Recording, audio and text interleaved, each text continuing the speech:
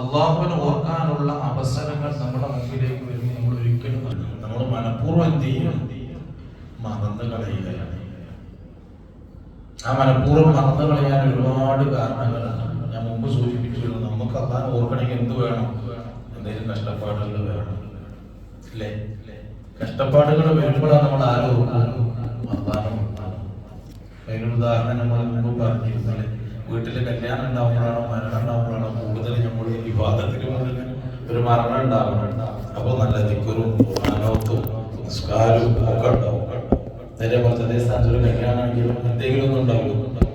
അപ്പൊ സന്തോഷത്തേക്കാൾ കൂടുതൽ സങ്കടം വരണം അള്ളാഹനെ ഓർക്കാൻ എന്നുള്ള അവസ്ഥയിലേക്ക് നമ്മൾ എത്തിയിരിക്കുക. അത് മാറി യഥാസമയത്തിനും അള്ളാഹുവിനെ ഓർക്കാനുള്ള അവസരങ്ങൾ സാഹചര്യം നമ്മൾ ഉണ്ടാക്കണം. നമ്മുടെ മുമ്പിലേക്ക് സാഹചര്യങ്ങൾ, ആ സാഹചര്യം അത് നമ്മുടെ ജീവിതത്തിന്റെ മുമ്പുള്ള ഒരു അവസ്ഥ ഒന്ന് ചിന്തിച്ചാൽ മതി. ഇനിയിപ്പോ നമ്മളിപ്പോ ചർച്ച ചെയ്യാനുള്ള ഒരു വിഷയം എന്താണ്? നമ്മള് അള്ളാഹു ഏറ്റവും നല്ല കൂട്ടുകാരനായി അള്ളാഹുവിനെ കൊണ്ടുവരുന്നു, ഏറ്റവും നല്ല നേരം പോക്കായി അവന്റെ സംസാരത്തെ കൊണ്ടുവരുന്നു. ഇനി നബിതങ്ങൾ നമ്മളോട് പറയുന്ന ഒരു വിഷയം അതാണ്, ഒമൻ അനാഥ നിങ്ങൾ നല്ല ഐശ്വര്യമുള്ള ആളായിട്ട്, ഐശ്വര്യം മീൻസ് നല്ല സമ്പന്നനായി എല്ലാം കൊണ്ട് റാഹത്തുള്ള ഒരാളായി ജീവിക്കാൻ നിങ്ങൾക്ക് ആഗ്രഹമുണ്ടോ? ഉണ്ടെങ്കിൽ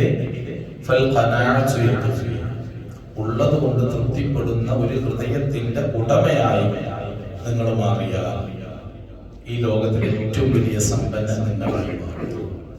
നമുക്ക് എന്താണ് ഉള്ളത് കൊണ്ട് തൃപ്തിപ്പെടുന്നത് എന്ന് പറഞ്ഞാൽ അവിടെയും നമ്മുടെ മുഖം എങ്ങോട്ടാണ്?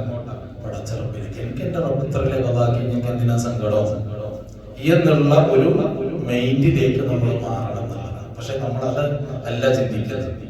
ഇപ്പൊ ഞാൻ നേരത്തെ പറഞ്ഞതുപോലെ നമുക്ക് ഓർക്കാനുള്ള അവസരങ്ങൾ നമ്മൾ ഉപയോഗപ്പെടുത്താത്തതിന്റെ ഒരു കാരണം നമ്മളുടെ മുൻകാല ജീവിതം എപ്പോഴും നമ്മൾ പഠന വിധേയമാക്കണം എന്നതാണ്. മുൻകാല ജീവിതങ്ങൾ എപ്പോഴും നമ്മൾ എന്ത് ചെയ്യണം? തള്ളിക്കളയാനുള്ളതല്ല, പഠന വിധേയമാക്കണം. എന്നിട്ട് ഇപ്പോഴത്തെ ജീവിതത്തോട് താരതമ്യപ്പെടുത്തി നോക്കണം. അപ്പൊ ഞാൻ ഏതൊരു പൊസിഷനിലാണ് നിൽക്കുന്നത് എന്ന് നമുക്ക് ബോധ്യപ്പെടും. പരിശുദ്ധ ഖുർആനിൽ സൂറത്തുൽ അലഖിലൂടെ പറഞ്ഞൊരു വിഷയം, ഇഖ്റാ ബിസ്മി റബ്ബിക്കൽ ലദീ ഖലഖ ഖലഖൽ ഇൻസാന മിൻ അലഖ്. ആദ്യമായിട്ട് ഭൂമിയിലേക്ക് ഖുർആൻ അവതരിച്ച സൂറത്താണ്. അതിൽ അല്ലാഹു തആല ഒരു മനുഷ്യന്റെ ഉത്ഭവത്തെ കുറിച്ച് പറയുന്നുണ്ട്. ഖലഖൽ ഇൻസാന മിൻ അലഖ്. ഖലഖനെ നമ്മൾ ഇൻസാനിനെ പടച്ചത് അലഖിൽ നിന്നാണ്. അലഖിൽ നിന്ന് ഭ്രൂണം, ബീജത്തിൽ നിന്നാണ്, ഭ്രൂണത്തിൽ നിന്നാണ് നമ്മളെയൊക്കെ അല്ലാഹു തആല സൃഷ്ടിച്ചിട്ടുള്ളത്. ഒന്ന് ആലോചിച്ച് നോക്കുക, കണ്ടാൽ വെറുക്കപ്പെടുന്ന ഒരു ഇന്ദ്രിയത്തുള്ളിയായിട്ടുള്ള അതിൽ നിന്ന് ഈ കാണുന്ന രൂപത്തിലേക്ക് അല്ലാഹു തആല എന്നെ പരിവർത്തിച്ചെടുത്തിയില്ല. കണ്ടാൽ തന്നെ നമുക്ക് വെറുപ്പുളവാക്കുന്ന ഒരു വെള്ളത്തുള്ളിയിൽ നിന്ന് ഈ കാണുന്ന രൂപത്തിലേക്ക്. അതുകൊണ്ട് നീ നിന്റെ പൂർവ്വ മുൻകാലങ്ങളുടെ ഗൗരവത്തിൽ ചിന്തിക്കണം. അല്ലാഹു തആല സൂറത്തിൽ നമ്മളോട് പറയുന്നത് അതാണ്. എന്നിട്ട് വീണ്ടും പറയുന്നുണ്ട്, ഖലഖൽ ഇൻസാന മിൻ അലഖ് ഇഖ്റാ വറബ്ബുക്കൽ അക്രം അല്ലദീ അല്ലമ ബിൽ ഖലം അല്ലമൽ ഇൻസാന മാ ലം യഅലം. അല്ലാഹു തആല നമ്മുടെ പൂർവ്വകാല ചരിത്രങ്ങളെ നമ്മളെ ബോധ്യപ്പെടുത്തിയിട്ട് പറയുകയാണ്, നീ ഒന്നുമല്ല, നിന്നെ ഈ കാണുന്ന അഹങ്കരിക്കുന്ന അത്ഭുതം കാണിക്കുന്ന ഒരു വകുപ്പിലേക്കും നീ ഇല്ല. പക്ഷെ ഇപ്പൊ നിങ്ങളുടെ പ്രശ്നം എന്താന്ന് പറഞ്ഞാൽ കല്ലാ ഇന്നൽ ഇൻസാന ലയത്ഗാ ഇപ്പൊ നീ വലിയ ആളായി എന്നൊരു ധാരണ നിനക്കുണ്ട്. അത് ഏറ്റവും വലിയ മോശമാണ്. അല്ലാഹു തആല അവിടെയൊക്കെ നമ്മളോട് പറയുന്നത് നിന്റെ മുൻകാലങ്ങൾ ജീവിതം എടുത്ത് പരിശോധിക്കണം. നമുക്കത് ചെയ്യുന്നില്ല. നമ്മളുടെ ജീവിതത്തിൽ ഏത് മേഖലയിലും അത് മുൻകാലങ്ങൾ എടുത്ത് പരിശോധിക്കാത്ത കാലത്തോളം നമുക്ക് ആരെയും സ്മരിക്കാൻ കഴിയില്ല. ഞാൻ എന്റെ നാട്ടിലേക്ക് പോകാൻ വേണ്ടിയിട്ട് ഒരു ഉദാഹരണം പറയാം. നിങ്ങളും എറണാകുളം പോവുകയാണെന്ന് കൂട്ടിക്കോളൂ. തിരുവല്ല പോയി നിങ്ങൾക്ക് ആ ബസ് കാത്ത് ഉച്ച സമയമാണ്, നല്ല ചൂടുണ്ട്.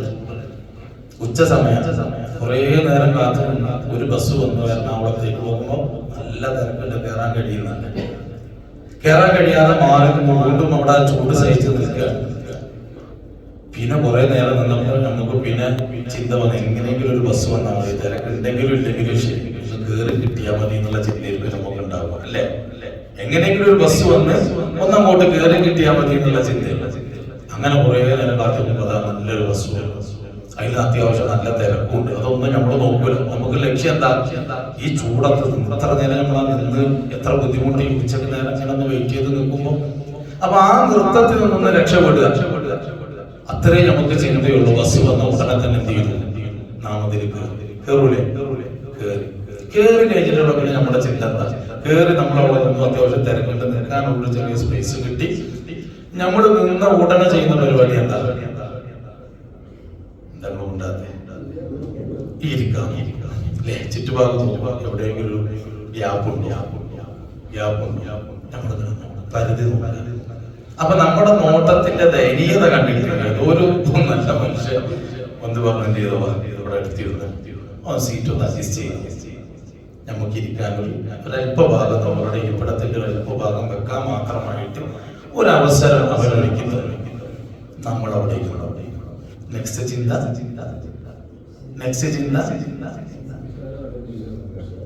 ഒന്ന് ഷാറായിട്ട് അവനൊന്ന് എണിച്ചു പോയെങ്കിലോ എനിക്കൊന്നും അവൻ എണീറ്റങ്ങൾ പോയി നമ്മൾ റാഹത്തായിട്ട് ഇരുന്നില്ല. അടുത്ത ചിന്ത ബസ് ഞാൻ നിർത്തരുത് അല്ലേ? അടുത്ത സ്റ്റോപ്പിൽ ഇങ്ങനെ ഇടക്കിടക്ക് ഇങ്ങനെ നിർത്തിയിട്ടുണ്ട്. അങ്ങനെ അങ്ങോട്ട് പോയാലെന്താ? അതല്ലേ ആ സമയത്ത് നമ്മൾ ആ ഒരു വൈരത്തിൽ മണിക്കൂർ കണക്കിന് നമ്മൾ നിന്നത് നമുക്ക് ഓർമ്മയില്ല. ബസ്സിലേക്ക് കയറി നിൽക്കാനുള്ള സ്പേസ് ഇല്ലാത്തത് നമുക്ക് ഓർമ്മയില്ല. അവിടെ നിന്നൊരു ഒരാളുടെ കാരുണ്യത്തിൽ നമുക്ക് ലഭിച്ച സീറ്റ് നമുക്ക് ഓർമ്മയില്ല. മുൻകാലങ്ങളൊന്നും നമ്മൾ പറഞ്ഞു. പിന്നെ നമ്മൾ വീണ്ടും എന്ത് ചെയ്യാ? വലിയ വലുപ്പത്തരം കാണിക്കേണ്ട വലിയ കേട്ട. ഇതല്ലേ നമ്മുടെ അവസ്ഥ? ഇല്ലേ? നേരെ മറിച്ച് നമ്മൾ ആ വെയിലത്ത് ബസ് കാത്ത് നിന്ന ആ ദയനീയമായൊരു അവസ്ഥ ആലോചിച്ച് അൽഹംദുലില്ലാഹ് അതിൽ നിന്ന് എത്ര മെച്ചാണ് ഞാനിപ്പോൾ ഉള്ളത്. ഒരു വെയിലില്ലാത്ത രൂപത്തിൽ എന്റെ ലക്ഷ്യസ്ഥാനത്തേക്ക് എത്താനുള്ള ഒരു മാർഗത്തിലേക്ക് ഞാൻ എത്തിയില്ലേ. പക്ഷെ നമ്മളത് ചുറ്റിക്കൊണ്ടില്ല. മനുഷ്യന്മാരുടെ അവസ്ഥ ഇതാണ്. ഈ അവസ്ഥയിലാണ് എന്ത് ചെയ്യുന്നത്? നമ്മൾ ആരെ മറന്നു പോകുന്നത്? അവന്റെ ഞാമത്തുകൾ മറന്നു പോകുന്നത്. ഇവിടെ നമ്മൾ കഴിഞ്ഞ ക്ലാസ്സുകളിലൊക്കെ നമ്മൾ പറഞ്ഞൊരു വിഷയമാണ് റബ്ബിനെ ഓർക്കണം, അള്ളാഹുവിന്റെ ഹൃദയത്തിൽ കൊണ്ടുവരണം, അവനെ നമ്മുടെ മനസ്സിൽ സ്ഥാനം കൊടുക്കണം എന്നൊക്കെ നമ്മൾ പറഞ്ഞു. എങ്ങനെയാ കൊടുക്കേണ്ടത്? പലരും ചോദിക്കുന്നത് എങ്ങനെ ഇപ്പൊ കൊടുക്കും? നമുക്ക് ആ കൊടുക്കാനുള്ള വഴിയെ ഞാൻ പറഞ്ഞു. കൊടുക്കാനുള്ള വഴി അള്ളാഹ് ആരാണ് എന്ന് ആദ്യം നമുക്ക് ബോധ്യപ്പെടണം. ആരാണ് അള്ളാഹു എന്ന് ആദ്യം നമുക്ക് ബോധ്യപ്പെട്ടെങ്കിലേ അവനെ അംഗീകരിക്കാനും അതുപോലെ തന്നെ അവനെ ഉൾക്കൊള്ളാനും ഒക്കെ നമ്മുടെ ഹൃദയത്തിൽ സ്ഥാനമുണ്ടാകും. അപ്പൊ അള്ളാഹ് ആരാണെന്ന് അറിയണമെങ്കിൽ നമുക്ക് പ്രത്യക്ഷത്തിൽ അള്ളാഹ് എന്ന് പറയുമ്പോൾ നമ്മുടെ ഹൃദയത്തിൽ വല്ല രൂപമുണ്ടോ? ഇല്ല. പിന്നെ എങ്ങനെയാണ് അള്ളാഹുവിനെ മനസ്സിലാക്കൽ? അനുഭവങ്ങളിലൂടെയാണ്, നമ്മുടെ ജീവിതത്തിലൂടെയാണ്. അതുകൊണ്ട് തന്നെയാണ് അള്ളാഹുവിന് സിഫത്തുകളാണ്. അള്ളാഹുവിനെ മനസ്സിലാക്കാനുള്ളത് എന്താ? സിഫത്തുകളാണ്. അവന്റെ സിഫത്തുകൾ വെച്ചുകൊണ്ട് വേണം നമ്മൾ എന്ത് ചെയ്യാൻ? അള്ളാഹുവിനെ മനസ്സിലാക്കാൻ. അത് വലിയ വിശാലമായൊരു ചർച്ചയാണ്. അപ്പൊ ഏതോ ആകട്ടെ, നമ്മളെ സംബന്ധിച്ചിടത്തോളം അള്ളാഹുവിനെ മനസ്സിലാക്കാനുള്ള ഏറ്റവും നല്ല മാർഗം എന്ന് പറയുന്നത് അവൻ നൽകിയ അനുഗ്രഹങ്ങളെ എനി ടൈം ഓർത്തുകൊണ്ടേയിരിക്കണം. അപ്പൊ ഓർത്തുകൊണ്ടേയിരിക്കുമ്പോൾ അള്ളാഹുവിന്റെ സാന്നിധ്യത്തെ നമുക്ക് ബോധ്യപ്പെടാൻ കഴിയും. അതിന് വേണ്ടത് നമ്മുടെ മുൻകാല ചരിത്രങ്ങൾ, മുൻകാല ജീവിതവും ഇപ്പോഴത്തെ ജീവിതവും താരതമ്യപ്പെടുത്തലാണ്. അങ്ങനെ താരതമ്യപ്പെടുത്തി അള്ളാഹുവിലേക്ക് കൊണ്ടുപോകണം. ഇതിന് സഹായിക്കുന്ന വിഷയങ്ങളാണ് ഈ ദിക്റുകൾ എന്ന് പറയുന്നത്. ഇടക്കിടക്ക് അവൻ ഓർത്തുകൊണ്ടേയിരിക്കണം. ഇടക്കിടക്ക് അവനിങ്ങനെ ഓർത്തുകൊണ്ടേയിരിക്കണം. നമ്മളെ ഒരു വിഷയവുമായി കൊണ്ട് അങ്ങാടിയിലേക്ക് വിടുക. പലതരം ചുറ്റുപാടുകളുള്ള ആളാണ്, ബിസിനസ് മൈൻഡുള്ള ആളാണ് നമ്മളൊക്കെ. വീട്ടിൽ ഇറങ്ങിയപ്പോൾ ഭാര്യ എന്ത് ചെയ്തു? ഒരു വിഷയം പറഞ്ഞു, പിന്നെ ഇന്നൊരു സാധനം നമുക്ക് വാങ്ങിയിട്ട് വരട്ടോ. നമ്മൾ പോയി. അപ്പൊ തന്നെ നമ്മൾ പറയും, പിന്നെ ഇടക്കൊന്ന് വിളിച്ച് ഓർമ്മിപ്പിക്കണട്ടോ, എന്റെ മൈൻഡ് പറയില്ലേ? പറയും. അപ്പോൾ ആ ഇടക്കിടക്ക് കൃത്യമായിട്ട് നമ്മളെ ഓർമ്മപ്പെടുത്തുമ്പോൾ ആ ഭാര്യ എന്നുള്ളതിനെയും അവള് പറഞ്ഞ വിഷയത്തെ നമ്മൾ മറക്കോ? ഓർമ്മപ്പെടുത്തൽ അനിവാര്യമാണ്. തിരക്ക് പിടിച്ച ജീവിതം, നമ്മളെ പോലെയുള്ള തിരക്ക് പിടിച്ച പറയുമ്പോൾ നമ്മുടെ ഹൃദയത്തിൽ ഭാര്യ ഇല്ലാഞ്ഞിട്ടാണോ? അംഗീകരിക്കാഞ്ഞിട്ടാണോ? പക്ഷെ തിരക്കിന്റെ ഇടയിൽ മറന്നു പോവുകയാണ്. അതില്ലാതിരിക്കണമെങ്കിൽ ഇടക്കിടക്ക് ഒരു ഓർമ്മപ്പെടുത്തൽ വേണം. ആ ഓർമ്മപ്പെടുത്തലുകളാണ് ഇതുപോലെയുള്ള ദിക്റുകളെ കൊണ്ട് ലക്ഷ്യങ്ങൾ. ഇപ്പൊ ഒന്ന് ആലോചിച്ച് നോക്കുക, നമ്മുടെ വെള്ളിയാഴ്ച രാവിലെ നമ്മുടെ ദിക്റുകൾ നടക്കുന്നത് ആദ്യം നടത്തുന്നത് എന്താ? നമ്മൾ ഫാത്തിഹയുടെ പോയിട്ട് ഫസ്റ്റ് എന്താണത്? ക്ഷമാപണമാണ്. ആദ്യമായിട്ട് നമ്മൾ നടത്തുന്നത് എന്താണ്? ഒരു ക്ഷമാപണമാണ്. ചെയ്തു പോയ അപരാധങ്ങളെ മുഴുവനും പടച്ച റബ്ബിന്റെ സവിധത്തിലേക്ക് ഏറ്റുപറയുന്ന ഏറ്റവും വലിയൊരു ക്ഷമാണ്. നമ്മളൊക്കെ വെറുതെ പറയുമ്പോൾ എന്ന് പറയുമ്പോൾ അതിന് ഒരുപാട് അർത്ഥതലങ്ങളുണ്ട്. നിന്നോട് ചെയ്ത ദ്രോഹങ്ങൾ, അതാണ് അസ്തഗ്ഫിറുല്ലാഹ് നീ പറഞ്ഞതാ. റബ്ബേ ചെയ്തു പോയ തെറ്റുകൾ എന്ന് പറയുന്നത് ഏതാ തെറ്റ് എന്ന് പറഞ്ഞ അർത്ഥം? അള്ളാഹുവോട് ചെയ്ത ദ്രോഹമാണ്. നമ്മൾ തെറ്റി എന്നതുകൊണ്ട് നമ്മൾ നിസ്കരിക്കും. നിസ്കാരം കഴിഞ്ഞ ഉടനെ പറയുന്ന സുന്നത്തുള്ളത് എന്താണ്? എത്ര വട്ടം പറയണം? എന്താണ് അതിന്റെ ജ്ഞാനം? അസ്തഗ്ഫിറുല്ലാഹ് നമ്മളൊക്കെ പറഞ്ഞു. എന്താണ് അതുകൊണ്ട് നമ്മുടെ ലക്ഷ്യം വെക്കുന്നത്? എന്താ? എന്ത് ഭാഗം? പൊതുവെ ചെയ്തു പോയ പാപങ്ങൾ. അവിടെ നിസ്കാരം കഴിഞ്ഞിട്ട് ഏത് നിസ്കാരം എന്ന് പറഞ്ഞാൽ ഒരു ഇബാദത്തല്ലേ? നിസ്കാരം എന്ന് പറഞ്ഞാൽ ഒരു ഇബാദത്തല്ലേ? തങ്ങളുടെ തന്നെ ആ ഇബാദത്ത് കഴിഞ്ഞ ഉടനെ പിന്നെ പാപങ്ങൾ പൊറുക്കണം എന്ന് പറയാൻ നിസ്കാരം പാപമാണ്. നിസ്കാരം എന്നുള്ളത് ഇബാദത്തല്ലേ? പിന്നെ എങ്ങനെ തെറ്റ് ചെയ്യും? ഒരു ഇബാദത്തും തെറ്റും നന്മയും തിന്മയും ഒരുമിക്കോ? ഇല്ല. അല്ല, റബ്ബേ ഞാൻ ഈ നിസ്കരിച്ചത് നിന്നോട് ചെയ്ത ദ്രോഹമാണ്. ആ ദ്രോഹത്തിൽ നിന്ന് എനിക്ക് നീ രക്ഷ നൽകണം എന്നാണ് പറഞ്ഞതിന്റെ അർത്ഥം. മനസ്സിലായില്ല? നിസ്കാരത്തിലുള്ളതാ ആരെ ഓർക്കേണ്ടതാണ്? നിന്നെ ഓർക്കാൻ വേണ്ടി നിന്റെ മുമ്പിൽ നിന്നിട്ട് ഒരു നിമിഷം പോലും എന്റെ ഹൃദയത്തിലേക്ക് നീ കടന്നു വന്നിട്ടില്ല. എന്നോട് ചെയ്ത ദ്രോഹമാണ് ഞാൻ. നീ എനിക്കൊന്ന് പുറത്തുതാ. അല്ലാതെ ഫർദ് ശരിയായിട്ടില്ല, സുന്നത്ത് ശരിയായിട്ടില്ല, അത്തഹിയ്യാത്ത് ശരിയായിട്ടില്ല, അല്ലെങ്കിൽ റബ്ബേ ഫാത്തിഹ ശരിയായിട്ടില്ല, നീ പുറത്തുതാന്നല്ല പറഞ്ഞതിന്റെ വായന. നിസ്കാരത്തിന്റെ ഫർദുകളോ അല്ലെങ്കിൽ നിസ്കാരത്തിന്റെ ഈ ഇരുത്തം ശരിയായിട്ടില്ല, റബ്ബേ അസ്തഗ്ഫിറുല്ലാഹ് നീ നിനക്ക് പുറത്തുതാന്നല്ല പറഞ്ഞത്. നിനക്ക് മുമ്പിൽ നിന്നെ ഓർക്കാൻ വേണ്ടി ഞാൻ നിന്നിട്ട് ഒരു നിമിഷം പോലും എന്റെ ഹൃദയത്തിൽ നീ എന്നെ കടന്നു വന്നിട്ടില്ല. നിന്നോട് ചെയ്ത ഏറ്റവും വലിയ ദ്രോഹമാണത്. നമസ്കാരം അള്ളാഹുവിനുള്ളതാണ്, അള്ളാഹുവിന് ഓർക്കാനുള്ളതാണ്. പക്ഷെ ഒരു നിമിഷം പോലും നിന്റെ സാന്നിധ്യം എനിക്ക് നിസ്കാരത്തിൽ ലഭിച്ചിട്ടില്ല. നിന്നോട് ചെയ്ത ദ്രോഹമാണത്. ആ ദ്രോഹം എനിക്ക് പുറത്തു വന്ന അസ്തഗ്ഫിറുല്ലാഹ് പറയുമ്പോൾ നമ്മുടെ ഹൃദയത്തിൽ ഉണ്ടാവുന്നത് ശരിയല്ലേ? വന്നിട്ടുണ്ടോ നമ്മുടെ ഹൃദയത്തിലെ എവിടെയെങ്കിലും? അപ്പൊ ഓരോ വിഷയത്തിനോട് തട്ടിച്ചു നോക്കുമ്പോൾ അസ്തഗ്ഫിറുല്ലാഹയുടെ വായന അങ്ങനെയാ വരുന്നത്. അപ്പൊ നമ്മുടെ ദിക്റുകൾ അസ്തഗ്ഫിറുല്ലാഹ് അൽഅദീം എന്ന് ചൊല്ലുമ്പോൾ നിന്നോട് ഞാൻ ചെയ്ത ദ്രോഹങ്ങളാണ്, ജീവിതം മൊത്തം നിന്നോട് ചെയ്യുന്ന ദ്രോഹങ്ങളാണ്. അതാണ് ഞാൻ മിനിഞ്ഞാന്ന് പറഞ്ഞത്. നിന്നെ സ്നേഹിക്കുന്നു, ഏറ്റവും കൂടുതൽ നിന്നെ അംഗീകരിക്കുന്നു എന്ന് നാവ് കൊണ്ട് പറഞ്ഞ് പ്രവർത്തനങ്ങളെ കൊണ്ട് ഏറ്റവും കൂടുതൽ നിന്നെ ഞാൻ ധിക്കരിക്കുന്നു. ആ ധിക്കാരത്തെ നീ പുറത്തു തരണേ. മനസ്സിലായോ? മനസ്സിലാവുന്നുണ്ടോ? ഇല്ല. എന്താ ഞാൻ പറഞ്ഞത്? നമ്മൾ നേരത്തെ പറഞ്ഞ ഏറ്റവും കൂടുതൽ നിന്നെ സ്നേഹിക്കുന്നു എന്ന് പറയാ, എന്നിട്ട് ഉള്ളുകൂടെ എന്ത് ചെയ്യാ? ദ്രോഹം ചെയ്യണേ. ആ ദ്രോഹങ്ങളെ നിന്നോട് ചെയ്തത് എതിരാളുകളെ അതിനെ നീ പുറത്തു തരണമെന്ന് ഏറ്റു പറയണം. ഓരോ അസ്തഗ്ഫിറുല്ലാഹ് ലക്ഷ്യം വെക്കുന്നത്. ആ അസ്തഗ്ഫിറുല്ലാഹ് പറയുമ്പോ നമ്മുടെ ഹൃദയത്തിലേക്ക് ഇതങ്ങോട്ട് കടന്നു വരണം. ഇതങ്ങനെ കടന്നു വരുമ്പോ ഒരാളോട് തെറ്റ് ചെയ്തു എന്നൊരു തോന്നൽ നമ്മുടെ ഹൃദയത്തിൽ ഉണ്ടാവുക എന്ന് പറയുന്നത് ആ വ്യക്തിയുമായിട്ടുള്ള കണക്ഷൻ കൂടും. ആ വ്യക്തിയോട് ഇനി ആ തെറ്റിനെ പരിഹരിക്കാൻ വേണ്ടി എന്തൊക്കെ ചെയ്യാൻ പറ്റും അതൊക്കെ നമ്മൾ ചെയ്തു കൊടുക്കും. ഇല്ലേ? ഇപ്പൊ നമ്മുടെ ഭാര്യയോട് അല്ലെങ്കിൽ മക്കളോട് തെറ്റ് ചെയ്തു എന്നൊരു ബോധം നമ്മുടെ ഹൃദയത്തിൽ ഉണ്ടായാൽ അതിനെ മായ്ച്ചു കളയാൻ, അതിനൊരു പ്രത്യുപകാരമായിട്ട് എന്തും നമ്മളവിടെ ചെയ്തു കൊടുക്കില്ല. എങ്കിൽ അല്ലാഹുവിനോട് നമുക്ക് ദ്രോഹം ചെയ്തിട്ടുണ്ട് എന്ന തോന്നൽ നമ്മുടെ ഹൃദയത്തിൽ ഉണ്ടായാൽ പിന്നെ വിധേയത്വം കൂടും. അവന്റെ ഇഷ്ടം പിടിച്ചു പറ്റാൻ വേണ്ടിയിട്ട് പിന്നെ വിധേയത്വം. മക്കളെ തല്ലി കരഞ്ഞു, മക്കള് തിരിഞ്ഞോടി, അല്ലെ? അവനോട് ഞാൻ ചെയ്യാൻ പാടില്ലാത്തതായിരുന്നു എന്ന് തോന്നി. പിന്നെ ആ മക്കളുടെ ഇഷ്ടം പിടിച്ചു പറ്റാൻ നമ്മളെന്താ നീ പാടയിൽ പോയിട്ട് തോന്നണമായി വാങ്ങാൻ പറയാ. എന്തെങ്കിലും മിഠായോ കാര്യങ്ങളോ കുറച്ച് നേരം എടുത്തിരുത്തി ഒന്ന് ലാളിച്ച് സ്നേഹിച്ച് ഒരു ചുംബനങ്ങളൊക്കെ കൊടുത്ത്, അല്ലേ? ഒന്നും കൂടി അവനോട് ഒരു കണക്ഷൻ കൂടിപ്പോകും. പക്ഷെ ആദ്യം എന്ത് വേണം? ചെയ്തത് ദ്രോഹമാണ് എന്ന് നമ്മൾ അംഗീകരിക്കണം. ആ അംഗീകാരം വലുതാണ്. ആ അംഗീകാരമാണ് അല്ലാഹുവിനോട് നമ്മൾ അസ്തഗ്ഫിറുല്ലാഹ് കൊണ്ട് നടത്തുന്നത്. അപ്പൊ നമ്മൾ ഈ ദിക്ർ കൊണ്ട് നടത്തുന്നതും ഇതുപോലെയുള്ള ദിക്റുകൾ നടത്തണമെന്ന് മഹാന്മാര് നമ്മളോട് കൽപ്പിക്കുന്നതിന്റെ ഈ ലക്ഷ്യം എന്താ? നമ്മൾ ആത്മീയമായി കൊണ്ടൊന്ന് സംസ്കരിച്ചെടുക്കാൻ, ആത്മീയമായി കൊണ്ട് നമ്മളൊന്ന് നന്നാവാനാണ്. ആ ദിക്ർ ചെല്ലുമ്പോൾ ഓരോ അസ്തഗ്ഫിറുല്ലാഹ് ചെല്ലുമ്പോൾ നമ്മുടെ ജീവിതത്തെ നമ്മൾ കൊണ്ടുവരണം, മുൻകാല ജീവിതത്തെ. അതാ ഞാൻ നേരത്തെ പറഞ്ഞ പഴയ കാലങ്ങളൊന്നും മറക്കാൻ പാടില്ല.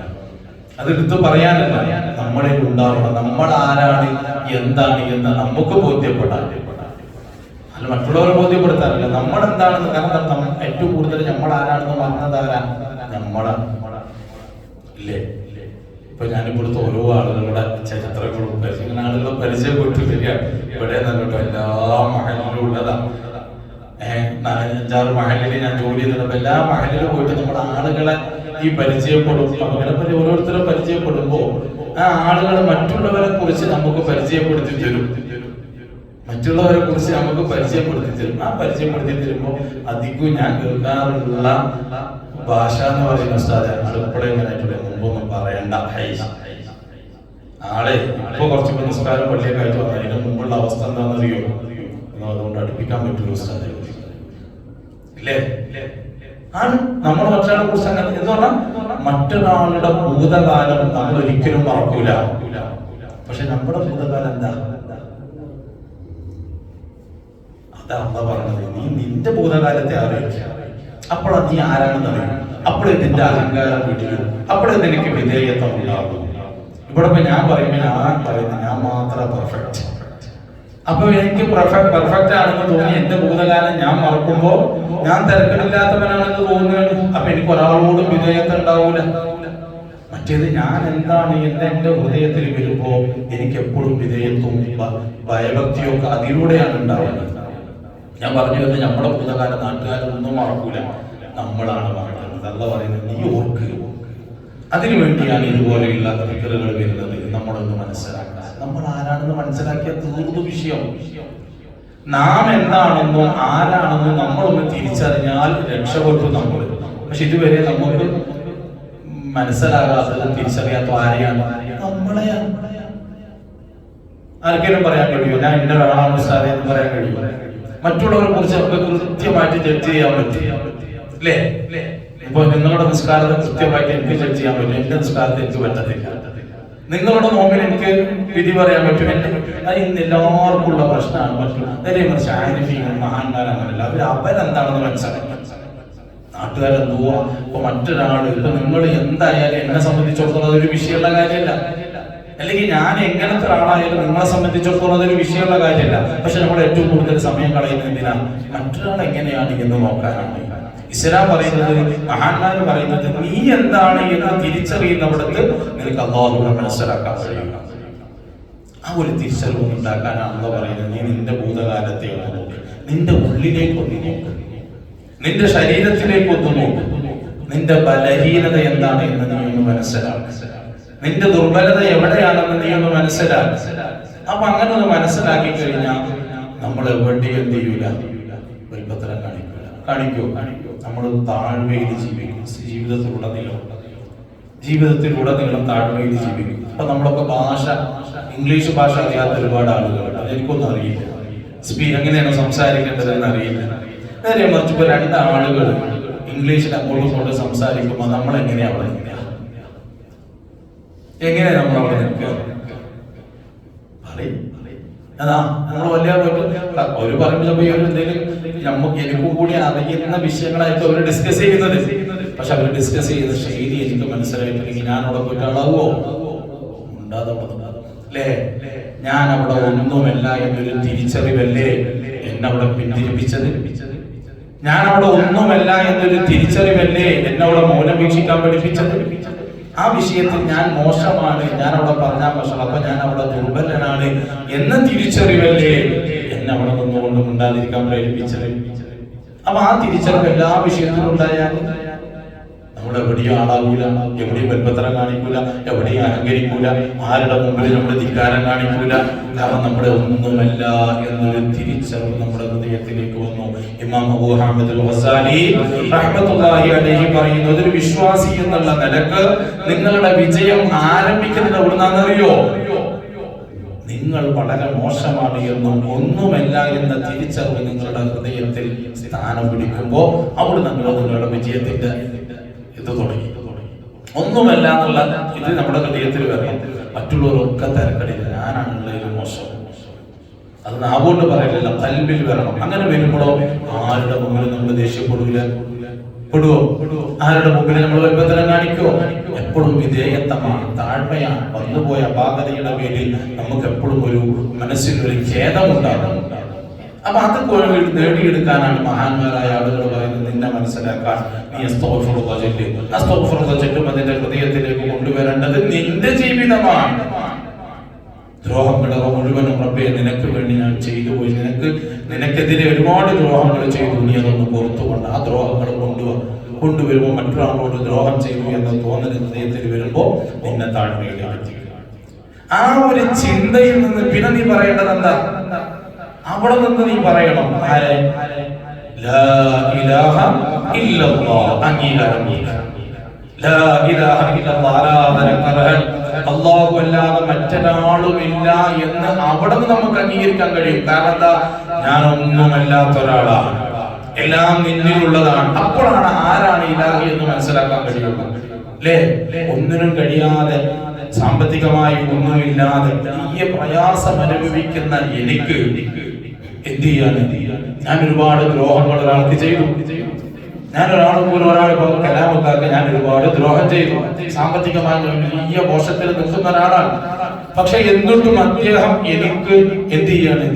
സാമ്പത്തികമായിട്ട് എന്നെ സഹായിക്കുകയാണ്.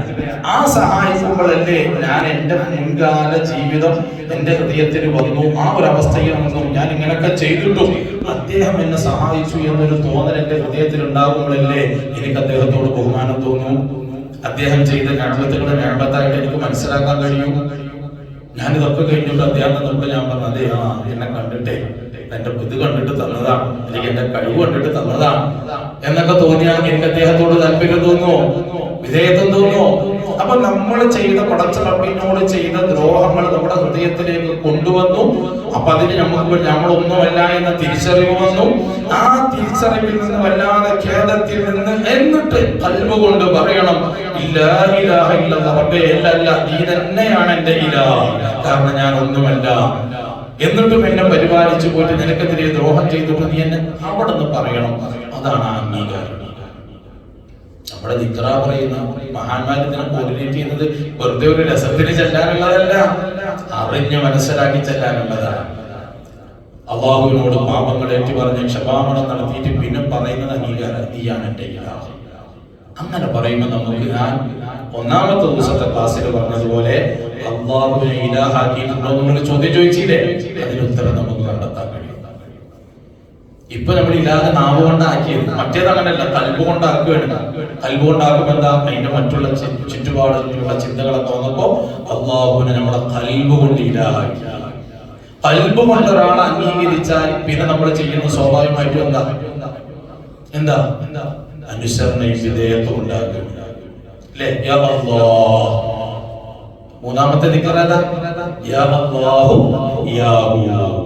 ഖൽബ് കൊണ്ട് അല്ലാഹുവിനെ ഇലാഹായിട്ട് അംഗീകരിക്കുമ്പോ സ്നേഹത്തിൽ നിന്റെ ഹൃദയം പൊട്ടിയുള്ള വിളിയാ യാ അല്ലാഹ്. ഹൃദയം പൊട്ടി വിളിക്കുകയാണ്, ഖൽബ് തട്ടി വിളിക്കുക. അതിന് വിളിക്കണമെങ്കിൽ ആദ്യം അംഗീകാരം വേണം. ഒരാളെ പൊന്നെ ചക്കര എന്നൊക്കെ വിളിക്കണമെങ്കിൽ ആദ്യം ഹൃദയത്തിൽ ആ സ്ഥാനം കൊടുക്കണം. എപ്പോഴും ആ വിളിക്കൊരു ലാളിത്യം ഉണ്ടാകൂ, ആ വിളിക്കൊരു സ്നേഹകലർപ്പ് ഉണ്ടാകൂ. ഇവിടെ നമ്മൾ മൂന്നാമത്തെ ദിക്ർ പറഞ്ഞത് യാ അല്ലാഹ്. ആ അല്ലാഹ് എന്ന് പറയുന്നത് ഹൃദയത്തിൽ തട്ടി നമ്മൾ വിളിക്കണമെങ്കിൽ അതിന്റെ മുമ്പ് ലാ ഇലാഹ ഇല്ലല്ലാഹ് എന്ന ഇലാഹായിട്ട് ആരെ കൊണ്ടുവരണം? അല്ലാഹുവിനെ കൊണ്ടുവരണം. ഇലാഹായിട്ട് അല്ലാഹുവിനെ കൊണ്ടുവരണമെങ്കിൽ ആദ്യം എന്ത് വേണം? അവനോട് ചെയ്ത ദ്രോഹങ്ങളൊക്കെ നമ്മുടെ മനസ്സിലേക്ക് ഏറ്റുപറഞ്ഞ് ഒന്നുമല്ലാത്ത വ്യക്തിയാണ് ഞാൻ എന്ന തിരിച്ചറിവ് നമുക്ക് വേണം. മൂന്നാമത്തെ ദിക്ർ അത് ഹൃദയം പൊട്ടിയുള്ള ഒരു വിളിയ. അവൻ അംഗീകരിച്ചിട്ടാ വിളിക്കുന്നത്, നീയാണ് എന്റെ രക്ഷകൻ. ഞാൻ അദ്ദേഹത്തോട് പറയാം, നീയാണ് എന്റെ രക്ഷകൻ, ആരുമില്ല, എന്റെ സംരക്ഷിക്കാനുള്ള ആള് നീയാണ്, അതുകൊണ്ട് ഒന്ന് സഹായിക്കുക എന്നുകൊണ്ട് മനസ്സ് തൊട്ടി വിളിച്ചാൽ വിളി കേൾക്കാതിരിക്കാൻ പറ്റുമോ? അതാ നമ്മൾ ചെയ്യണം. മൂന്നാമതായിട്ട് യാ അല്ലാഹു യാ അല്ലാഹ്. അവനെ വിളിച്ചിട്ട് പിന്നെ പറയുന്നത് യാ ഹയ്യു യാ ഖയ്യൂം. അല്ലേ? നാലാമത്തെ ദിക്ർ അതല്ലേ?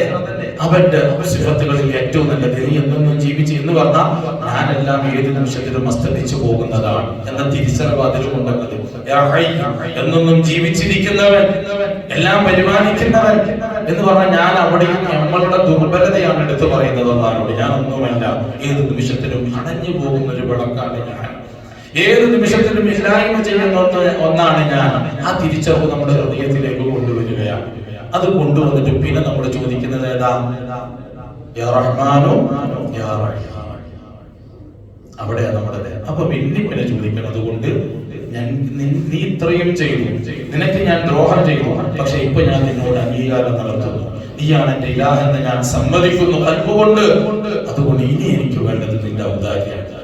ഇരുലോക ജീവിതത്തിലും എനിക്ക് രക്ഷപ്പെടാൻ നിന്റെ ഔദാര്യമല്ലാത്ത മറ്റൊന്നുമില്ല. ഒന്ന് വേണമെന്ന് പറയാൻ എന്തെങ്കിലും ഞാനൊന്നും അങ്ങോട്ട് ചെയ്യണ്ടേ?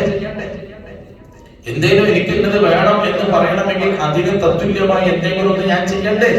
അല്ലെങ്കിൽ ഒരു അല്പമെങ്കിലും എന്തെങ്കിലും ഒന്ന് ചെയ്തിട്ട് നീ എനിക്ക് എന്തെങ്കിലും താ എന്ന് പറയണമെങ്കിൽ എന്റെ മുമ്പിൽ ഒന്നുമില്ല.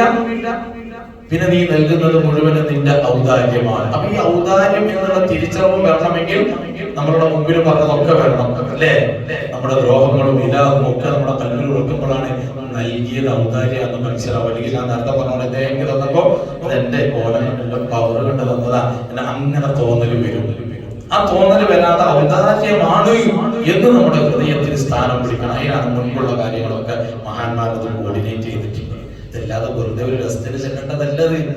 അവിടുന്ന് നമ്മൾ പറയാ റഹ്മാൻ യാ റഹീം. അല്ലാഹുവിന് എത്ര സിഫത്തുകളുണ്ട്, എത്ര പേരുകളുണ്ട്, എത്ര പേരുകളുണ്ട്? 99 പേരുകളുണ്ട്. എന്നാൽ കിതാബിന്റെ നാളുകളിൽ കാണുന്നത് 4000-ഓളം പേരുകൾ ആർക്കുണ്ട്? അല്ലാഹുവിന്. അതിൽ മലക്കുകൾക്ക് മാത്രം അറിയുന്ന നാമങ്ങളുണ്ട്, പേരുകളുണ്ട്. അത് ആർക്കും അറിയില്ല, മലക്കുകൾക്ക് മാത്രം അറിയുന്ന അല്ലാഹുവിന്റെ പേരുകളാണ്. പിന്നെ അമ്പിയാക്കൾക്ക് മാത്രമായി അറിയുന്ന പേരുകൾ കൂട്ടത്തിൽ. എന്നാൽ എല്ലാവർക്കുമായി, ജനങ്ങൾക്കും എല്ലാവർക്കും അറിയുന്ന പേരുകൾ എത്രയേ ഉള്ളൂ? 99 പേരാണ്, അല്ലെ? അല്ലാഹ് എന്നുള്ളത് മുതൽ തുടങ്ങി സബൂർ വരെയുള്ള അല്ലാഹുവിന്റെ 99 നാമങ്ങളിൽ ഏറ്റവും മുൻപന്തിയിൽ നിൽക്കുന്ന നാമമാണേത്? റഹ്മാൻ. പിന്നെ രണ്ടാം സ്ഥാനം റഹീം. ബിസ്മില്ലാഹിൽ അസീസി എന്ന് പറയാം, അല്ലെങ്കിൽ ബിസ്മില്ലാഹിൽ ഗഫൂർ എന്ന് പറയാം, അല്ലെങ്കിൽ ബിസ്മില്ലാഹിൽ ഫത്താഹ് എന്ന് പറയാം. പക്ഷെ അവിടെ അല്ലാഹു തആല കൊണ്ടുവന്നത് ബിസ്മില്ലാഹിർ റഹ്മാനിർ റഹീം എന്ന് പറയുന്നത് അല്ലാഹുവിന്റെ കാരുണ്യത്തിന്റെ വിശാലത എത്രയാണെന്ന് ബോധ്യപ്പെടുത്താനും ആ കാരുണ്യത്തിലാണ് നിങ്ങൾ ജീവിക്കുന്നത് എന്ന് നമ്മളെ ബോധ്യപ്പെടുത്താനും. മനസ്സിലായില്ല? അള്ളാഹുവിന്റെ കാരുണ്യത്തിന്റെ വിശാലത എത്രയുണ്ട് എന്ന് ബോധ്യപ്പെടുത്താനും ആ കാരുണ്യത്തിലാണ് നീയൊക്കെ ജീവിക്കുന്നത്, അല്ലാതെ നിന്റെ പവർ കൊണ്ടല്ല എന്ന് നമ്മളെ ബോധ്യപ്പെടുത്താനും. അള്ളാഹുവിന്റെ പേരുകളിൽ ഏറ്റവും ഉന്നതിയിൽ നിൽക്കുന്ന പേരാണ് റഹ്മാനും റഹീമും. അതിന് നമ്മൾ കിതാബുകളൊക്കെ നമ്മൾ അർത്ഥമൊക്കെ പറയും, വഴിപ്പെട്ടവർക്കും വഴിപ്പെടാത്തവർക്കും അംഗീകരിച്ചവർക്കും അംഗീകരിക്കാത്തവർക്കും ഗുണം ചെയ്യുന്നവൻ. അത് നാം കൊണ്ട് ഇങ്ങനെ പറയുമെങ്കിലും അതിന്റെ ഉള്ളറകളിലേക്ക് ഇറങ്ങി ചെന്നാൽ മാഷാ അല്ലാഹ് അള്ളാഹുവിന്റെ കാരുണ്യത്തിന്റെ വിശാലതയെ നമുക്ക് ബോധ്യപ്പെടും. നമ്മൾ ചെല്ലുന്ന ദിക്ർ റഹ്മാൻ, അംഗീകാരം കൊടുക്കുക. എന്നിട്ട് പറയാം അതിന്റെ അർത്ഥം എന്താ? ഈ ലോകത്തൊന്നും ആലോചിച്ച് നോക്കിയാൽ എല്ലാവർക്കും അള്ളാന്റെ കാരുണ്യമില്ല. അതിൽ അവർക്ക് നിസ്കരിക്കുന്നവരുണ്ട്, നോമ്പെടുക്കുന്നവരുണ്ട്, അവനെ ധിക്കരിക്കുന്നവരുണ്ട്, അവനെ എതിർക്കുന്നവരുണ്ട്, അങ്ങനത്തെ ഒരാളില്ല എന്ന് പറയുന്നവരുണ്ട്. അങ്ങനെ പല രൂപത്തിലുണ്ട്. എല്ലാവർക്കും അള്ളാന്റെ കാരുണ്യമില്ലേ? ആർക്കാ ചെയ്യാൻ കഴിയും? ആർക്കാ അവിടെ ചെയ്യാൻ കഴിയും? അങ്ങനത്തെ ഒരു കാരുണ്യം ചെയ്യുന്ന ഒരാള് ലോകത്തുണ്ടെന്ന് പറഞ്ഞാൽ ഇപ്പൊ നമ്മൾ തന്നെ നോക്കിക്കോ, നമ്മളനുസരിക്കുന്ന അല്ലെങ്കിൽ നമ്മളെ അംഗീകരിക്കുന്ന ഒരാൾക്കല്ലാതെ നമ്മളെ ധിക്കരിച്ചിട്ട് നമ്മളോ ഫിത്ന പറഞ്ഞ് നടക്കുന്ന അല്ലെങ്കിൽ നമുക്ക് ദ്രോഹം ചെയ്ത് നടക്കുന്ന ഒരാൾക്ക് എന്തെങ്കിലും ഒരു ഗുണം നമ്മൾ കൊടുക്കുവോ? മറ്റുള്ളവർ കൊണ്ട് കൊടുപ്പിക്കോ? പരവക്കൂലേ? അല്ലേ? അവർക്ക് നന്മ കിട്ടുമ്പോൾ നമ്മളെതിര് പറയൂലേ? എങ്കിൽ ഇവിടെ അല്ലാഹുവിനെ ധിക്കരിച്ചവർക്കും അംഗീകരിച്ചവർക്കും ഒക്കെയും കൊടുക്കുകയാണ് ഗുണം റഹ്മാൻ. അപ്പൊ ആ അവന്റെ കാരുണ്യത്തെ നേടിയെടുക്കാനുള്ള ദിക്ർ അവന് നാലാമതായിട്ട് അതെല്ലാം വന്നു കഴിഞ്ഞു. ഇനി പിന്നെ ഇതിനൊക്കെ കൂടി കാരണഭൂതനായ ഒരാളുണ്ട്. അതാരാ? മുഹമ്മദ് റസൂലുള്ളാഹി സ്വല്ലല്ലാഹു അലൈഹി വസല്ലം. ആ തങ്ങളുടെ പേരിൽ കുറച്ച് സ്വലാത്ത് മലക്കുകളും അല്ലാഹുവും ചെയ്തത് നമ്മളെ കൊണ്ട് ചെയ്യാൻ പറഞ്ഞത് അത് നമ്മളൊന്ന് ചെയ്യും. അപ്പൊ അപ്പൊ ഇതുപോലെയുള്ള ദിക്റുകളൊക്കെ കോർഡിനേറ്റ് വെറുതെ പള്ളിയിൽ പൈസ ഉണ്ടാക്കാനോ അല്ലെങ്കിൽ ഉസ്താദ്മാർക്ക് പൈസ ഉണ്ടാക്കാനൊന്നും അല്ല. സ്വയം ഒന്നും അതൊന്നും നമ്മൾ അറിയുന്നില്ല, അല്ലെങ്കിൽ പഠിക്കാൻ ശ്രമിച്ചിട്ടില്ല എന്നുള്ളതാണ് സത്യം. ഇതൊന്നും അറിഞ്ഞുകൊണ്ട് നമ്മളൊരു ദിക്റൊന്ന് ചെല്ലി നോക്കി നമ്മുടെ ഹൃദയത്തിൽ അല്ലാഹ് എന്നുള്ള ഓർമ്മയുണ്ടാവില്ലേ, സ്ഥാനം ഉണ്ടാവില്ലേ? അല്ലാഹു തആല തൗഫീഖ് നൽകട്ടെ. അപ്പൊ ഞാൻ പറഞ്ഞു വന്നതിന്റെ രക്തചുരുക്കം, ഇതുപോലെയുള്ള മജ്‌ലിസുകളെ പുറത്തിരിഞ്ഞ് നടക്കേണ്ടതില്ല.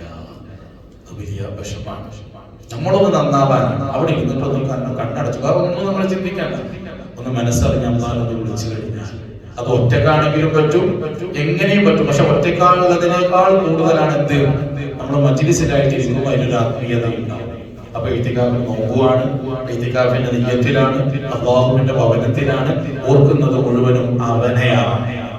എല്ലാ മേഖലയിലും ഞാൻ പറഞ്ഞതുപോലെ സർവ്വതിലും അല്ലാഹ് എന്നുള്ള ചിന്ത കടന്നു വരലാണ്.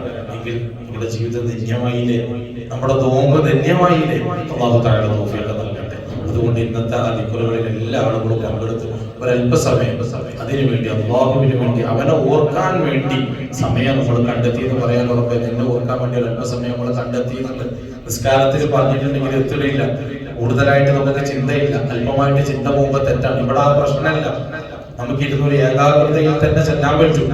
അപ്പൊ അതുകൊണ്ട് ആ വിഷയം നമ്മൾ ശ്രദ്ധിക്കണം. കൂട്ടത്തിൽ ഒന്നും കൂടി ഞാൻ പറയട്ടെ, നമ്മൾ നോമ്പ് തുറക്കാനൊക്കെ ഇരിക്കുന്ന സമയത്ത് എല്ലാവരും ഒന്നു കൊടുത്തിട്ടിരിക്കണം. ഇപ്പൊ ഞാൻ തന്നെ മക്കളോടും മദ്രസാ മക്കളോടൊക്കെ പറഞ്ഞു നമ്മൾ ഒന്നു കൊടുത്തിട്ടിരിക്കണം. അത് ഈ പറഞ്ഞതിന്റെ ലക്ഷ്യം എന്താ പറഞ്ഞാൽ, ഒന്ന് ഈ നമ്മൾ ദിക്റാണ് ചെല്ലുന്നത്, തസ്ബീഹാണ് ചെല്ലുന്നത്. രണ്ടാമത്തെ ദുആ ചെയ്യുക. ദുആന്റെ ആദാബ്, ദുആന്റെ മര്യാദകളിൽ ഒന്നെന്താണ്, വുളു ഉണ്ടാവണം. ദുആ സ്വീകരിക്കാനുള്ള അദബുകളിൽ ഒന്ന് വുളു വേണമെന്നാണ്. നിത്യ വുളുവുള്ള ആളുകൾക്കുള്ള നേട്ടങ്ങൾ നബി തങ്ങൾ ഒരുപാട് പറഞ്ഞിട്ടുണ്ട്. മക്കളോട് ഞാൻ എന്നോട് SSLC പരീക്ഷയ്ക്ക് വേണ്ടി ദുആ കൊണ്ട് ഏൽപ്പിച്ചവരുണ്ട്. എല്ലാവരോടും ഞാൻ ആദ്യം പറഞ്ഞത് വുളു എടുത്ത് പോകണം. ആദ്യം ഞാൻ പറഞ്ഞത് വുളു എടുത്തിട്ട് പോകാൻ പറയണോ, ബിസ്മി ചൊല്ലി തുടങ്ങാൻ പറയണം. രണ്ടിലും പറഞ്ഞു. നിത്യ വുളുവുള്ള ആളുകൾക്ക് നല്ല ബുദ്ധി ഉണ്ടാവും. നബി തങ്ങളുടെ ഹദീസാണ്. ഞാൻ വുളുവിന്റെ ബാബു വിഷയം നമ്മൾ ചർച്ച ചെയ്തപ്പോൾ ഞാൻ ആ വിഷയം പറഞ്ഞിരുന്നു. അപ്പൊ ദാഹിമുൽ വുളു നിത്യമായാൽ നമുക്ക് ഒരുപാട് നമ്മുടെ ഹൃദയം നന്നാക്കാനും തെറ്റുകളിൽ നിന്ന് പിടിച്ചു നിർത്താനും നമുക്ക് സാധിക്കും. അപ്പൊ പ്രത്യേകിച്ച് ഒരു ഇബാദത്ത് ചെയ്യുമ്പോൾ വുളു സുന്നത്തുള്ള ഒരുപാട് കാര്യങ്ങളുണ്ട്. അതിൽ പെട്ടതാണ് ദുആ, ദിക്ർ ചെല്ലുക, തസ്ബീഹ് ചെല്ലുക. ഇതിലൊക്കെ വുളു സുന്നത്ത് കൂടിയാണ്. എന്തായാലും നമുക്ക് നിസ്കരിക്കാൻ വുളു എടുക്കണം, വേണ്ടേ? ആ എടുക്കുന്നത് കുറച്ച് മുമ്പ് എടുക്കുമ്പോൾ ദിക്ർ ചെല്ലാൻ വേണ്ടി വുളുവിന്റെ സുന്നത്ത് കിട്ടും, ദുആ ചെയ്യാൻ വേണ്ടി വുളുവിന്റെ സുന്നത്ത് കിട്ടും. നിസ്കാരത്തിന്റെ വുളു കിട്ടിയല്ലേ, ഇത് എന്തായാലും കിട്ടിയല്ലേ. അപ്പൊ ഞാൻ മദ്രസാ വിദ്യാർത്ഥികളോട് പറഞ്ഞതാണ്, അവർ പ്രത്യേകിച്ച് മക്കളായതുകൊണ്ട് തന്നെ ആ മക്കൾ എപ്പോഴും നമ്മൾ എന്തൊക്കെ അവരെ നന്മയിലെത്തിക്കാൻ എന്തൊക്കെ മാർഗങ്ങളിലൂടെ കൊടുത്തു കൊണ്ടുവരണം. അപ്പൊ അതുകൊണ്ട് എന്റെ സഹോദരന്മാരൊക്കെ വുളു എടുത്തിട്ട് അവിടെ നിന്ന് കഴിഞ്ഞാൽ ഒരുപാട് ഗുണങ്ങൾ അതിലുണ്ട്. നമ്മൾ ഈ ഞാൻ നേരത്തെ പറഞ്ഞതുപോലെയുള്ള സുന്നത്തുകൾ കിട്ടുന്നു. വുളുവോടുകൂടെ ദുആ ചെയ്യുമ്പോൾ ഇജാബത്ത് നമുക്ക് കൂടുതൽ പ്രതീക്ഷിക്കാം. ഏറ്റവും പ്രധാനപ്പെട്ട ഒരു കാര്യം എന്താ പറഞ്ഞാൽ നിസ്കാരം കൃത്യമായി കിട്ടും. ഇവിടെ ജമാഅത്ത് നടക്കുക, നമ്മൾ നോമ്പ് തുറന്ന് നേരം വൈകിയൊന്ന് ജമാഅത്ത് പിന്തി തുടരുമ്പോൾ ആ ജമാഅത്ത് പിന്താൻ ആ നോമ്പ് തുറഒരു കാരണമായിട്ട് ഇസ്ലാം അംഗീകരിക്കുന്നില്ല. പറഞ്ഞ കാരണം അതിന്റെ മുമ്പുള്ള സമയങ്ങൾ വെറുതെ സംസാരിച്ച് കളഞ്ഞു. പിന്നെ നമ്മളിവിടെ ജമാഅത്ത് നടക്കുമ്പോൾ അവിടെ ഒന്നുണ്ടാക്കാൻ വേണ്ടിയിട്ട് നമ്മൾ സമയം പാഴാക്കുകയാണ്. അപ്പൊ അങ്ങനെ പാഴാക്കിയിട്ട് നമ്മൾക്ക് ജമാഅത്ത് നഷ്ടപ്പെട്ടു അല്ലെങ്കിൽ ജമാഅത്ത് പിന്തി എന്നതുകൊണ്ട് ഇസ്ലാം അത് ചെയ്യുന്നില്ല, അതൊരു അംഗീകാരമായിട്ട് നൽകുന്നില്ല. അപ്പൊ അതും കൂടി ഇല്ലാതിരിക്കാൻ നമുക്ക് എന്ത് ചെയ്യാൻ പറ്റും? വേഗം വന്ന് നമ്മൾ ഭക്ഷണം കഴിച്ച് വായൊന്ന് വൃത്തിയാക്കി നേരെ പള്ളിയിലേക്ക് കയറിയ ജമാഅത്ത് ആദ്യം മുതൽ കിട്ടത്തില്ലേ, മസ്ബൂക്കായി പോകില്ലല്ലോ, നഷ്ടപ്പെടൂലല്ലോ. അപ്പൊ അതും കൂടി അതിന് ശ്രദ്ധിക്കണം. മാത്രമല്ല നമ്മുടെ ദുആ ഉണ്ട്, അവിടെ തസ്ബീഹ് ഉണ്ട്. അപ്പൊ അതിനൊക്കെയുള്ള വുളുവിന്റെ സുന്നത്തുള്ളത് ഇരിക്കുന്ന ആളുകൾ കൃത്യമായി വുളു എടുത്തിരുന്നാൽ പിന്നീട് ഇവിടെയുള്ള തിരക്കുകളോ കാര്യങ്ങളോ ഉണ്ടാകില്ല. ഇവിടെ നിസ്കാരം നടക്കുമ്പോൾ അവിടെയുള്ള ശബ്ദങ്ങൾ ഉണ്ടാവില്ല. അങ്ങനെ മറ്റേത് നിസ്കാരം നമ്മൾ ഖുർആന്റെ വിഷയം പറയുമ്പോൾ കൂട്ടത്തിൽ പറയേണ്ട എന്താണ്, ഖുർആൻ, ബാങ്ക്, നിസ്കാരം ഇതിനെയൊക്കെ മറികടക്കുന്ന രൂപത്തിൽ ശബ്ദങ്ങൾ ഉണ്ടാകലും അനാദരവാണെന്ന് പറയുന്നുണ്ട്. നമ്മൾ ബഹുമാനിക്കണം. ഇവിടെ നിസ്കാരം നടത്തണം, അങ്ങനെ ശബ്ദം ഉണ്ടാക്കാൻ പാടില്ല, അതിനെ ബഹുമാനിക്കലാണ്. ബാങ്ക് കൊടുക്കുമ്പോൾ ഉണ്ടാൻ പാടില്ല, അതിനെ ബഹുമാനിക്കലാണ്. അപ്പൊ ആയുള്ള ബഹുമാനങ്ങളൊക്കെ ഈ കൂട്ടത്തിൽ കൂട്ടും ചെയ്യും. അതും കൂടി സാന്ദർഭികമായി ഞാൻ ഉണർത്തിയതാണ്. ഇൻഷാ അല്ലാഹ് അംഗീകരിക്കല്ലാഹു തആല പകൽ ജീവിതത്തിൽ പകർത്താനുള്ള തൗഫീഖ് നൽകുമാറാകട്ടെ. റഹ്മാൻ റഹീമായ റബ്ബേ, ഞങ്ങൾ പറഞ്ഞത് കേട്ടതുമൊക്കെ സ്വാലിഹായ അമലായി നീ കബൂൽ ചെയ്യണേ റഹ്മാനെ. റബ്ബേ, നാഫിഅയ ഇൽമ പഠിച്ച് ജീവിതത്തിൽ അമൽ ചെയ്യാൻ ഞങ്ങൾക്ക് നീ തൗഫീഖ് നൽകണം റഹ്മാനെ. അല്ലാഹുവേ, നിന്നെ അറിഞ്ഞ് ഇബാദത്ത് ചെയ്യാനുള്ള മഹാഭാഗ്യം ഭാവികളായ ഞങ്ങൾക്ക് നീ നൽകണേ അല്ലാഹ്. ഞങ്ങളുടെ ഹൃദയത്തിൽ നിന്റെ ചിന്തകൾ നൽകണം റഹ്മാനെ. അല്ലാഹുവേ, ഞങ്ങളുടെ ഈമാൻ നീ സലാമത്താക്കണേ റഹ്മാനെ. ഖൽബൊന്ന് നന്നാക്കണേ റഹ്മാനെ. പരിശുദ്ധ റമളാൻ എല്ലാ അർത്ഥത്തിലും അനുകൂലമായി സാക്ഷി നിൽക്കുന്നവരിൽ ഞങ്ങളെ നീ ഉൾപ്പെടുത്തണേ അല്ലാഹ്. റഹ്മാനുറഹീമായ റബ്ബേ, പരിശുദ്ധ റമളാനിൽ ഒരുപാട് അപാകതകൾ വന്നുപോയിട്ടുണ്ട്. നിന്റെ മഹദ് ഫള് കൊണ്ട് നീ പുറത്തു തരണേ അല്ലാഹ്. അതുപോലെ ജീവിതത്തിൽ ഒരുപാട് തെറ്റുകൾ ചെയ്തിട്ടുണ്ട്, പറഞ്ഞിട്ടുണ്ട്, കേട്ടിട്ടുണ്ട്, കണ്ടിട്ടുണ്ട്. എല്ലാം നിന്റെ മഹദ് ഫള് കൊണ്ട് ഞങ്ങൾക്ക് നീ പൊറുക്കണേ റഹ്മാനെ. ഞങ്ങളുടെ മാതാപിതാക്കൾ ഉസ്താദന്മാർക്ക് നീ പുറത്തു കൊടുക്കണേ അല്ലാഹ്. ഭാര്യ, മക്കൾ, സഹോദര സഹോദരിമാർ, ദുആ ഉപയോഗിച്ചവർ, സഹായിച്ചവർ, അക്ഷരം നൽകിയവർ, എല്ലാവർക്കും സുഹൃത്തുക്കൾ എല്ലാവർക്കും നീ പുറത്തു കൊടുക്കണം റഹ്മാനെ.